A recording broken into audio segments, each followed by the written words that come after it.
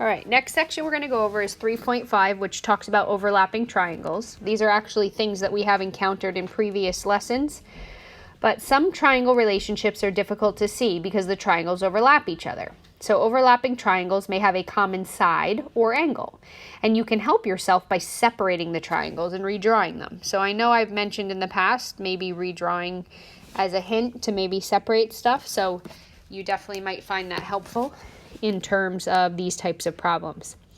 So example 1 for A and B, it says name a pair of overlapping triangles in each diagram and state whether the triangles are congruent by side, side, side, side, angle, side, angle, side, angle, and angle, angle, side. And just remember that order is important. So it tells us RS is congruent to UT, and then RT is congruent to US. All right. So what I'm actually going to do is separate the triangles. So here's T, here's S, and here's R. And here's S, and here's T, and here's U. So we said RS and UT, and we said that RT and US were congruent to each other. All right, so what you see though is that they both share ST. So they are overlapping, which means that ST would then be congruent to itself by the reflexive property if you were thinking of a proof, which then allows the fact that the two triangles are congruent by side, side, side. So then it comes down to making sure you're writing it in the correct order. So if I'm opting to go with R, S, and T, I'm going from 1 tick mark to 3 tick marks to 2 tick marks. So I need to repeat that process. So I'm going from 1 tick mark to 3 tick marks to 2 tick marks, which would match with U, T, S. And again, lots of ways to start. I'm just going to put a dot where I began that triangle, but that one works. All right, next one. QD and UA are congruent. QDA and UAD are congruent. And if you look, they both have DA in common. So there's the overlap. So again, if and only if it is helpful, you do not need to do this. But if we separate our triangles, there's the first one. There's the second one, UAD. We know these angles are congruent, and we have UA and QD. So now the two triangles are congruent by side, angle, side.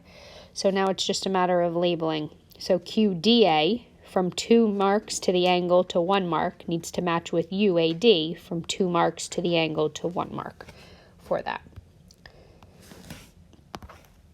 All right, one proof on the back using the overlapping triangles.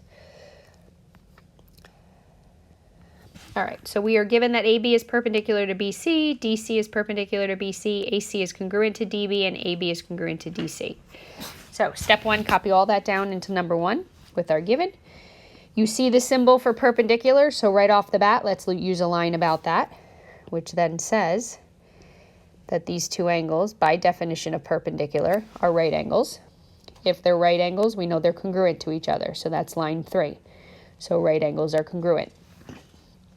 Now, also from the given, we know this is congruent to this, and we know AC and DB are congruent, but those are the longer segments that crisscross, so I don't necessarily want to take that yet. But if you want to, redraw them, because they are overlapping. We have ABC here, and then we have BCD there.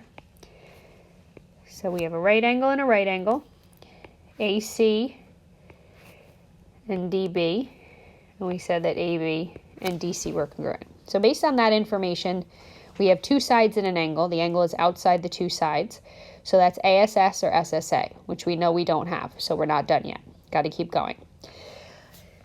The side that they do have in common, though, is BC. So I'm going to put a different type of congruent mark. Doesn't matter what you use, but I'm just going to make a note that these two are congruent by the reflexive property, which now allows me, you actually have 2 options here. These 2 triangles are either congruent by side, side, side, or to be honest, you can say side, angle, side, since they both have the right angles. By CP-CTC, I'm going to cover, because my goal is to prove that AE and DE are congruent, so I'm going to prove that this little angle up here and this little angle right here are congruent to each other. So if I look back at my triangles, I've got this and I've got this. I also said this was congruent.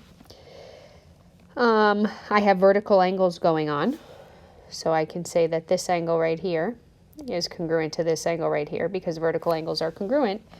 And then if you look at the two wings, almost like butterfly wings, here's one wing. So we separated the overlapping for the first triangle congruence, but for the second one you can't necessarily